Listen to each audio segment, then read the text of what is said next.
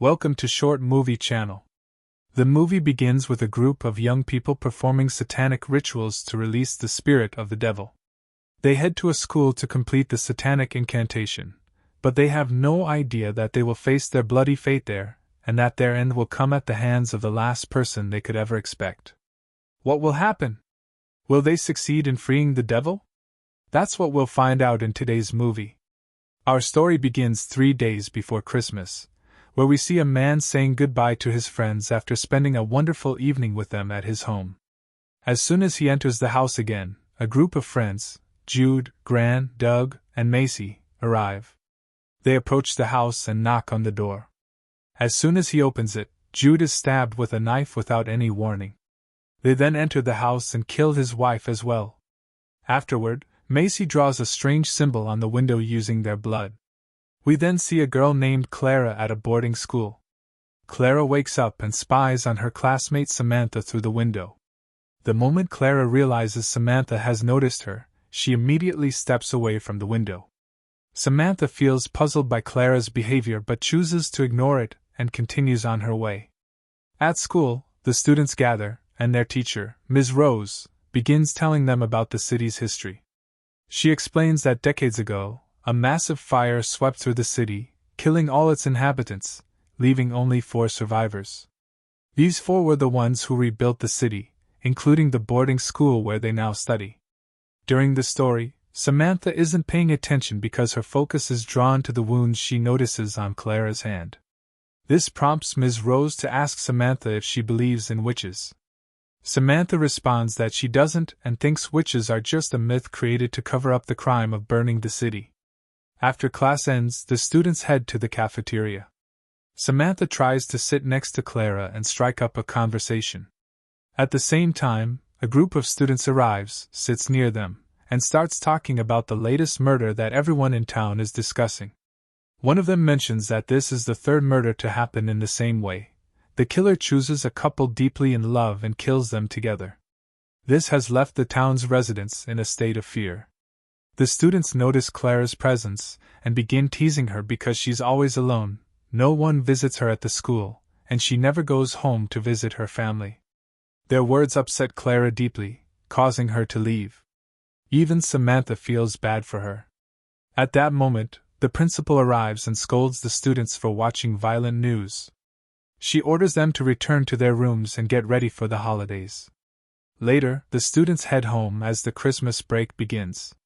The principal asks Ms. Rose to ensure her boyfriend, Jimmy, doesn't share any crime-related news with the girls. Rose agrees and tells Jimmy about the principal's request. We learn that Jimmy also works as a driver for the school. Rose seems upset, so Jimmy asks her what's wrong. She reveals that she doesn't feel comfortable in the town or at the school because she feels isolated from the rest of the world. Rose then tells Jimmy that she has decided to transfer from the school at the end of the academic year. Jimmy supports her decision. While Samantha was packing her bag, feeling happy about finally going home, she received a call from her father.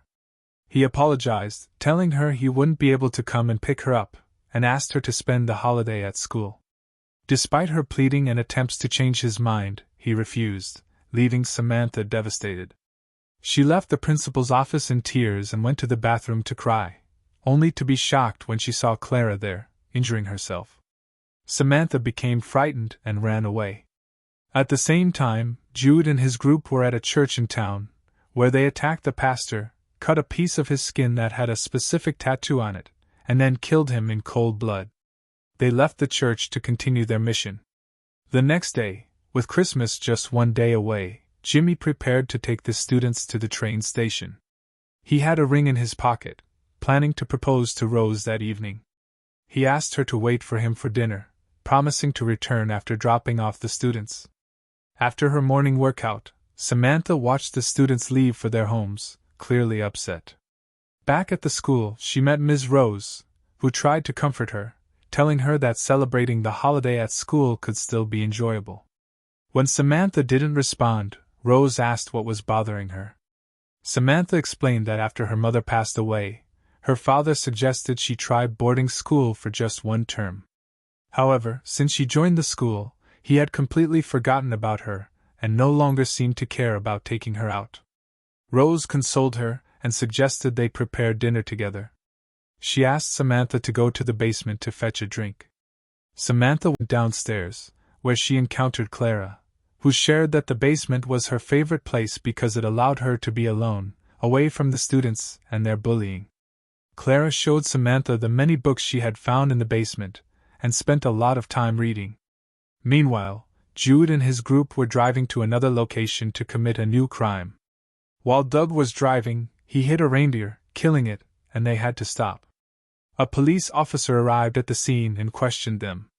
However, a piece of the pastor's skin fell, and the officer noticed it. Acting quickly, Jude grabbed the officer's gun. But a bullet accidentally fired, hitting Doug in the shoulder.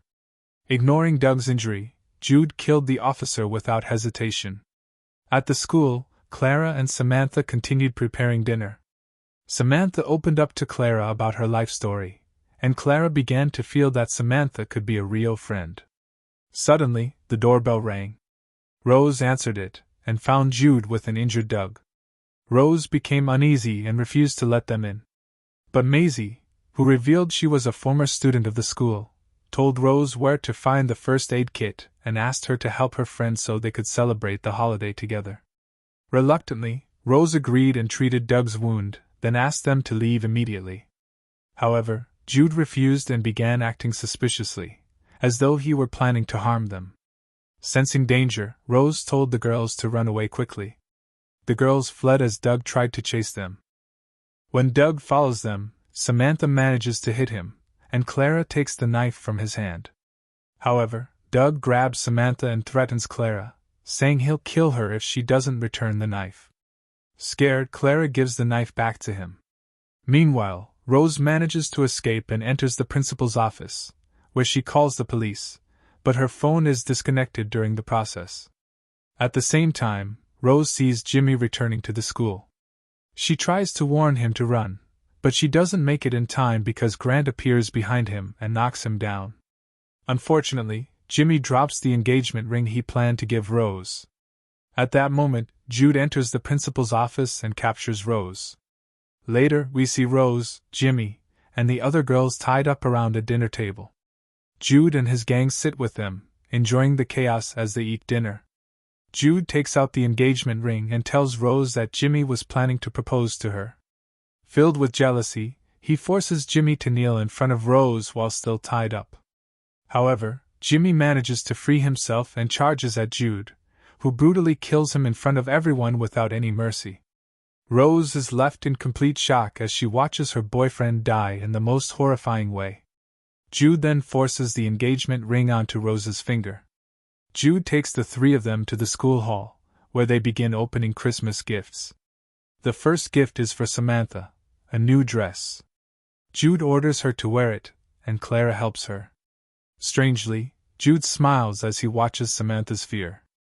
At this point, Jude and his gang decide to share their story and explain their motives. Maisie reveals that one day she found a magic book at school, and after reading it, she was expelled. However, she was clever enough to tear out the page containing the summoning spell for the devil's spirit.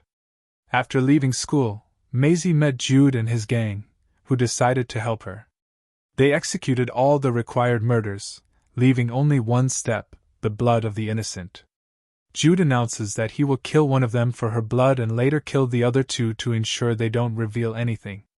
Meanwhile, Doug and Grant prepare the tattooed skin and draw the devil's symbol on the ground. As Jude approaches Rose, it becomes clear that she managed to free herself and attacks him. Jude grabs Rose and drags her to the center of the circle, where he kills her. Jude and the others stand, expecting the devil's spirit to appear after completing all the ritual steps, but nothing happens. Jude yells at Maisie, demanding to know why nothing has appeared. Maisie is confused and suggests they search the basement for the book. Jude orders Doug and Grant to watch the girls while he and Maisie head to the basement. On the way, Maisie tells Jude about being bullied at school and how her classmates once locked her in the basement. That was the day she found the book and read it, which led to her expulsion. Back with the girls, Clara talks to Doug and learns that he has feelings for Maisie and participated in all these crimes just to get close to her. However, Doug becomes upset when he sees Maisie getting closer to Jude instead of him. He decides to leave the girls and heads to the basement to join Jude and Maisie. Clara seizes the opportunity to talk to Grant, convincing him to let Samantha escape. She approaches him and whispers that hell is waiting for him. The same phrase echoes in Jude's mind, causing him to suddenly start behaving erratically. Jude returns to the school, wandering aimlessly and calling for the devil's spirit. He stands before a mirror, convinced that the devil's spirit has possessed him and filled him with power. He then cuts himself, and draws the devil's symbol on his chest. At the same time that Maisie is still searching for the book, she finally finds it, and they reconcile. This becomes the exorcism spell instead of the summoning spell, which means the devil was already present. Maisie then leaves and starts searching through the school for any information, until she notices that Clara appears in every photo of the students at the school over the years without aging. That's when she realizes that the devil's spirit is embodied in Clara's image. At the same time, Clara starts revealing the strange tattoos on her body to Grant, and as soon as he sees them, he immediately listens to her and leaves Samantha so she can leave. But Samantha refuses to flee and leave Clara. Clara reassures her, saying she knows how to handle them and tells her to run as fast as she can. Clara returns to Grant and tells him she knows he was a soldier in the army, and that this is the reason he kills cold-bloodedly, as she also knows he wishes for death because he was a coward who abandoned his friends and hid until they all died, and he was the only one who survived. Grant is then ordered to follow her every command, and the first thing he does is go to his remaining friends, who at the time were all fighting. He hits them all, specifically Grant, until he passes out. When he wakes up, he finds himself and the others tied up on a dinner table. Clara tells them that she has been waiting for them for a long time and that she planned all of this to bring them to the school to free her, instead of being trapped in the school for decades. We learn that the city was completely burned down due to devil summoning rituals, but the four who survived are the ones who imprisoned his spirit and built the school, trapping him inside. Clara says the spell is missing just one step, the blood of the guilty. And for the spell, the guilty must either kill themselves or kill each other. That's why she assigns this task to Grant. Initially, Grant decides to torture them, so he cuts Maisie's hair, Doug's fingers, and Good's ear. At the same time, Samantha arrives at the security booth, enters, and calls the police, telling them the criminals they are searching for are in the school, and that they are also responsible for the deaths of her teacher, the school bus driver, and her friend, who are all trapped there with them. But Samantha decides to act on her own because she doesn't know when the police will arrive. So, she grabs an axe she finds along the way and heads back to the school. Meanwhile, Grant starts killing them one by one. He begins with Good, then Doug. When it's Maisie's turn, she begs him, saying they'll all escape and live together. Grant hesitates to kill her, but Clara takes control of him again and orders him to kill her. In the end, when Grant hesitates, he kills himself, thus ending the nightmare he was in. At that point, Samantha reaches the school, and when she sees what happened, she's shocked to realize that Clara was the one who did it.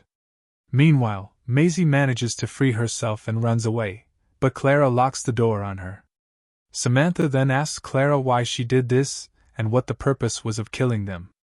Clara responds that she's been trapped in the school for decades and can't escape.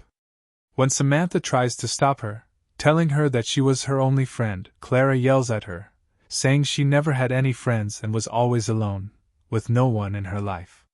She then tells her that if she wants to prove her friendship, she must kill Maisie to free her. Samantha, with the axe, agrees, and in that moment, Clara's devil spirit moves within her. At the same time, the police arrive at the school. Samantha then offers Clara the chance to escape together and live together. Clara agrees to this suggestion, and they leave together to start their new life. And that's how the story of our movie ends today. I hope you enjoyed it. Don't forget, if you liked the video, to support us with a like and subscribe,